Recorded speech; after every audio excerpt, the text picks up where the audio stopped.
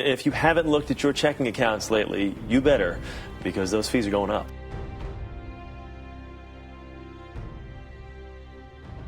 And I just ask the question respectfully, why would we want to be picking winners and losers? And for those who believe it pro-consumer measure, I would point to the experience in Australia, where after similar legislation was passed, you had higher fees, lost rewards, and no evidence that consumers benefited in any way.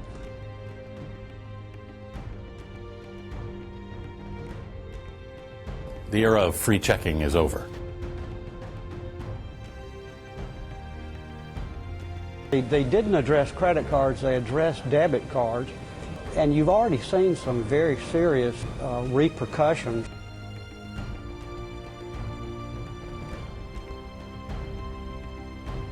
Financial institutions, maybe they can pass these costs on to consumers. It's certainly possible that some of those costs would get passed on to consumers in some way. For example, a charge for a debit card or something like that. I'm skeptical for all the reasons Chairman Bernanke has articulated, and so I think they're going to have to make that up somewhere, probably by raising the fees that they have on transaction accounts. And if it doesn't work, what's the impacts on rural America?